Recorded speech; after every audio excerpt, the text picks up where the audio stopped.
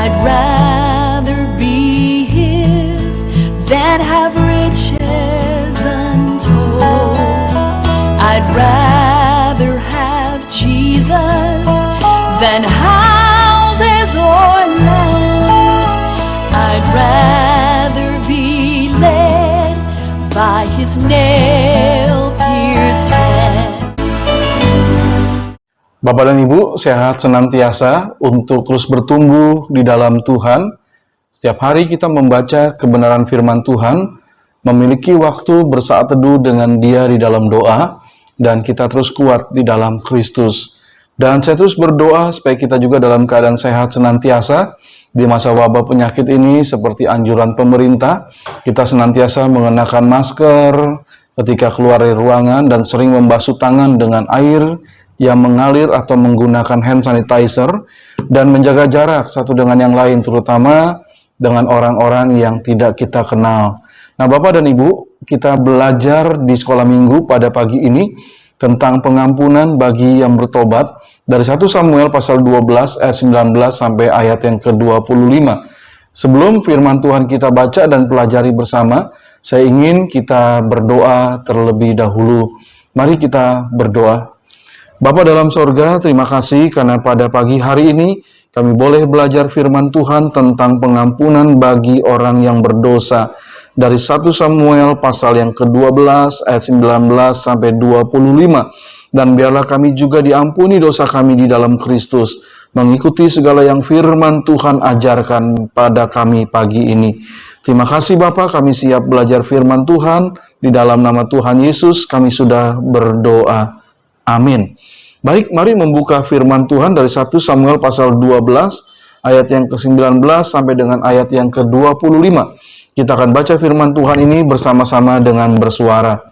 Baik, mari 1 Samuel pasal 12 ayat 19 sampai ayat yang ke-25. 1, 2, 3. Berkatalah seluruh bangsa itu kepada Samuel, berdoalah untuk hamba-hambamu ini kepada Tuhan Allahmu, supaya jangan kami mati. Sebab dengan meminta raja bagi kami menambah dosa kami dengan kejahatan ini. Dan berkatalah Samuel kepada bangsa itu, jangan takut, memang kamu telah melakukan segala kejahatan ini. Tetapi janganlah berhenti mengikuti Tuhan, melainkan beribadahlah kepada Tuhan dengan segenap hatimu. Janganlah menyimpang untuk mengejar dewa kesia-siaan yang tidak berguna dan tidak dapat menolong, karena semuanya itu adalah kesia-siaan belaka. Sebab Tuhan tidak akan membuang umatnya, sebab namanya yang besar. Bukankah Tuhan telah berkenan untuk membuat kamu menjadi umatnya? Mengenai aku, jauhlah daripadaku untuk berdosa kepada Tuhan dengan berhenti mendoakan kamu. Aku akan mengajarkan kepadamu jalan yang baik dan lurus. Hanya takutlah akan Tuhan, dan setialah beribadah kepadanya dengan segenap hatimu. Sebab ketahuilah betapa besarnya hal-hal yang dilakukannya di antara kamu. Tetapi jika kamu terus berbuat jahat, maka kamu akan dilenyapkan, baik kamu maupun rajamu itu. Kita berbicara tentang pengampunan. Ada kisah yang menyentuh hati kita di bulan Desember tahun 2000. Di Battleship Missouri Memorial, ada 12 orang Amerika yang selamat dari serangan di Pearl Harbor, memeluk 3 orang pilot Jepang yang dahulu menerbangkan pesawat penyerang Jepang. Upacara rekonsiliasi itu diselenggarakan oleh Komite Persaudaraan Amerika-Jepang. Adegan yang mengharukan itu adalah cerminan sekilas dari apa yang sedang dikerjakan kasih karunia Allah bagi kita. Meskipun kita berdosa, hubungan kita dengan Allah dapat dipulihkan kembali melalui iman di dalam Yesus. Kita mendapatkan pengampunan. Teks kita kali ini berbicara mengenai kata-kata perpisahan Samuel kepada bangsa Israel. Samuel terus memberi nasihat kepada bangsa Israel. Samuel yang sudah tua itu tetap mengingatkan mereka untuk beribadah kepada Tuhan, mendengarkan firman Tuhan, dan tidak menentang titah Tuhan bagi mereka. maupun bagi raja yang akan memerintah mereka nanti. Sesungguhnya Tuhan sendiri adalah pemimpin umat Israel sejak mereka berada, dan sekalipun saat itu mereka sudah mempunyai raja, Tuhan tetap menjadi pemimpin atas mereka. Baik raja maupun bangsa Israel diminta untuk taat kepada Tuhan dalam hidup mereka. Dari nasihat Samuel kepada bangsa Israel inilah kita belajar tentang pengampunan Tuhan bagi yang bertobat. Baik Bapak dan Ibu, kita mau belajar pengampunan bagi orang yang bertobat. Kasih Tuhan memberi kesempatan petobat beribadah kepadanya. Itu kebenaran yang pertama yang kita bisa lihat dalam 1 Samuel pasal 12 ayat 19 sampai dengan ayat yang ke-21. Berbicara mengenai dosa, apakah ada orang yang tidak berdosa? Pasti kita akan menjawab, tidak ada. Kecuali Yesus Kristus ketika dia hidup sebagai manusia, dialah satu-satunya yang pernah hidup sebagai manusia yang tidak pernah berbuat dosa. Penulis Ibrani menyatakan hal itu dalam tulisannya. Nah, bangsa Israel juga tidak luput dari berbuat dosa. Bahkan bangsa ini dikenal sebagai bangsa yang memang tegar tengkuk sejak nenek moyang mereka. Namun kasih Tuhan kepada mereka begitu besar, dan memang di antara mereka ada yang mengasihi Tuhan dengan sungguh-sungguh. Nah, salah satu dosa mereka di masa Samuel hidup adalah bangsa Israel meminta seorang raja agar mereka seperti bangsa-bangsa lain diperintah oleh seorang raja. Tetapi sesungguhnya alasan utama mereka adalah mereka menolak Tuhan sebagai pemimpin mereka. Nah, kemudian timbullah rasa bersalah dan ketakutan dengan pilihan mereka itu. Sehingga di 1 Samuel pasal 12 ayat yang ke-19, mereka meminta Samuel untuk mendoakan mereka agar tidak mati. Nah, 1 Samuel 12 ayat 19 itu dapat dipahami sebagai usaha orang Israel untuk memohon pengampunan dari Tuhan. Samuel menyatakan bahwa Tuhan mengampuni mereka, dan Samuel menasihati mereka untuk hidup benar. Itu juga berlaku bagi kita. Ketika kita berdosa, kita mengakui dosa kita, dan dosa kita diampuni, dan kita perlu hidup benar di dalam Tuhan.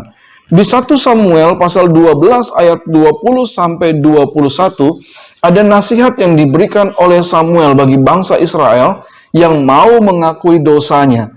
Nah, Samuel mengatakan ada 3 kata jangan. Pertama, jangan takut. Memang kamu sudah melakukan segala kejahatan, ya, jangan takut. Kemudian janganlah berhenti mengikuti Tuhan, melainkan beribadahlah kepada Tuhan dengan segenap hatimu. Dan kata jangan yang ketiga adalah janganlah menyimpang untuk mengejar dewa kesia-siaan.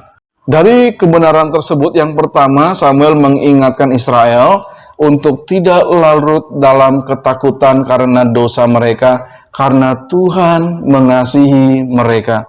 Yang kedua, Samuel mengingatkan bangsa Israel untuk tidak berhenti mengikuti Tuhan senantiasa. Mereka harus beribadah kepada Tuhan dengan segenap hati. Ibadah itu merupakan sebuah tindakan yang timbul dari rasa hormat dan pemujaan kepada Tuhan. Dan ibadah yang dilakukan haruslah dengan segenap hati, karena langsung ditujukan kepada Tuhan yang Maha Tahu.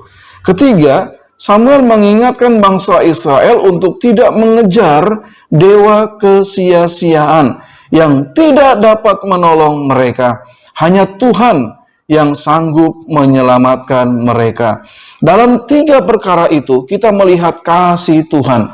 Ia berhak marah dan membinasakan Israel, tetapi sebaliknya, Israel tetap diizinkan hidup, tetap diizinkan beribadah kepadanya, bahkan diingatkan untuk tidak mengejar kesia-siaan.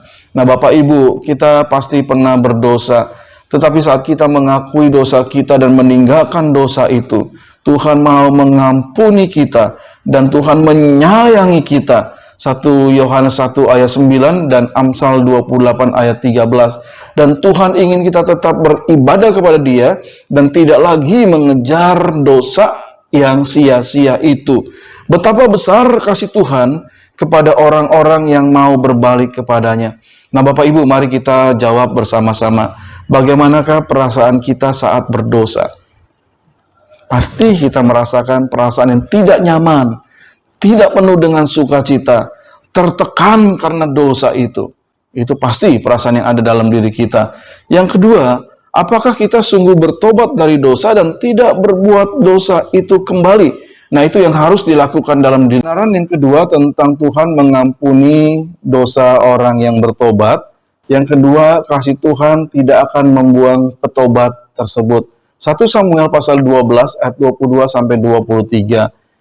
Bangsa Israel atau orang Israel berkali-kali tidak setia sehingga mereka sering menerima hukuman dari Tuhan. Tetapi saat mereka bertobat, Allah senantiasa mengampuni mereka. Hanya jangan terus berdosa, lalu mohon pengampunan, berdosa lagi, mohon pengampunan. Itu menunjukkan ketidakbertobatan seseorang.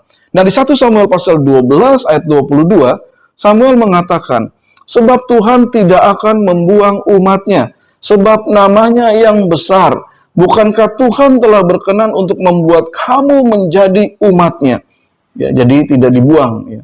Nah, kalau pertandingan sepak bola, kalau pemain yang sudah mendapat 2 kali kartu kuning, dia akan mendapat kartu merah, tidak boleh ikut dalam pertandingan tersebut, dan beberapa pertandingan yang dilakukan oleh klubnya lagi. Nah, dia harus keluar lapangan. Dia dibuang istilahnya dari pertandingan itu. Tetapi syukurlah bahwa Allah tidak berhubungan dengan Israel seperti pemain sepak bola. Tuhan tidak pernah membuang Israel sebab namanya besar. Jika karena 2 kali kesalahan Israel dilenyapkan seperti 2 kartu kuning, maka Tuhan akan terlihat seperti pribadi yang tidak memiliki kuasa untuk mengubah yang rusak menjadi baik. Itulah sebabnya Tuhan memilih mengampuni dan memperbaharui Israel. Di 1 Samuel pasal 12 ayat 23, Samuel menguatkan orang-orang Israel bahwa dia akan selalu setia mendoakan mereka. Samuel akan mendoakan mereka, mengajar mereka jalan yang baik dan jalan yang lurus. Sebagai juru bicara Allah, Samuel digunakan Tuhan untuk menyampaikan kehendaknya, sehingga Israel dicegah dari melakukan kesalahan atau perbuatan dosa. Nah, Bapak dan Ibu, ketika kita berdosa, Tuhan ingin kita bertobat. Karena kasih dan namanya yang besar, Ia tidak akan membuang kita. Ia masih ingin membentuk kita dengan mengajarkan jalan yang benar melalui rohaniwan, pendeta, ya, yang mengajarkan firman Tuhan kepada kita. Kebenaran yang ketiga, pengampunan bagi orang yang bertobat. Kasih Tuhan melakukan perkara besar atas petobat. 1 Samuel 12 ayat 24 sampai 25. Samuel yang memahami bahwa Israel sering menyakiti hati Tuhan, kemudian menegaskan, hanya takutlah akan Tuhan dan setialah beribadah kepadanya dengan segenap hatimu, sebab ketahuilah betapa besarnya hal-hal yang dilakukan di antara kamu. 1 Samuel 12 ayat 24. Kata takut dapat berarti takut karena Tuhan sanggup membinasakan, seperti 1 Samuel 12 ayat 19, dan takut yang berarti hormat. Ya. Itu sebenarnya yang lebih utama. Saya takut akan Tuhan, saya hormat akan kebesarannya, kemuliaannya, sehingga saya mencoba hidup benar di hadapan Tuhan dengan rasa hormat kepada Tuhan.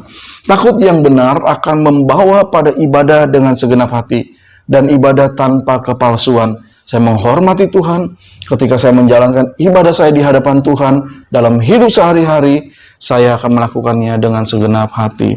Samuel mengingatkan Israel bahwa mereka harus hidup benar di hadapan Tuhan. Banyak perkara besar terjadi atas mereka. Kini mereka mengalami kasih besar berupa pengampunan. Israel juga akan mengalami perkara besar dan indah di masa yang akan datang jika mereka senantiasa takut akan Tuhan. Tetapi kalau terus berbuat jahat, Israel akan dilenyapkan, baik kamu maupun rajamu itu. Nah, Bapak dan Ibu, saat kita berdosa, bertobatlah. Tuhan memberikan pengampunan kepada kita yang berbalik kepadanya, supaya kita terus ikut Dia. Bahkan Tuhan menyiapkan perkara-perkara yang besar dan indah bagi orang-orang yang mau bertobat. Kasih besar dari Tuhan tidak boleh membuat kita terus menyakiti hatinya, melainkan memotivasi kita untuk taat dan setia kepada Tuhan. Pengajaran firman Tuhan yang begitu indah, yang mengingatkan kepada kita pengampunan bagi yang bertobat. Saya, Bapak dan Ibu, adalah orang-orang yang berdosa. Kita harus bertobat, supaya kita meninggalkan dosa-dosa itu dan mengikuti Tuhan, dan terus memperoleh segala yang baik dari Tuhan, tidak dibuang oleh Tuhan, dan juga kita mengalami perkara-perkara besar, seperti firman Tuhan sudah ajarkan bagi kita pagi ini. Kasih Tuhan membuat petobat beribadah kepadanya. 1 Samuel 12 ayat 19-21. Yang kedua, kasih Tuhan tidak akan membuang petobat. 1 Samuel 12 ayat 22-23. Yang ketiga, kasih Tuhan melakukan perkara besar atas petobat. 1 Samuel 12 ayat 24-25. Bapak dan Ibu, Tuhan mengasihi kita. Bertobatlah dari dosa kita dan hiduplah benar di hadapan Tuhan. Mari kita akhiri dengan doa bersama. Bapa dalam sorga, terima kasih kami boleh belajar firman-Mu dan kami boleh diingatkan untuk bertobat dari dosa-dosa kami. Dan Tuhan dipermuliakan dalam hidup kami.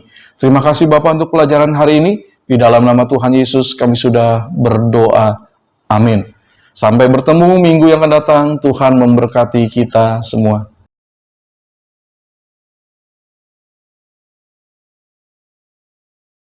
Than to be the king of the vast domain, or be held in sin's dread sway.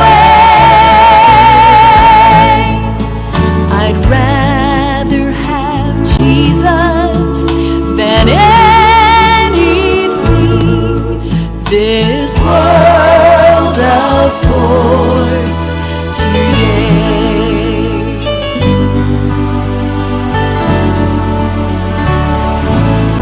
Than to be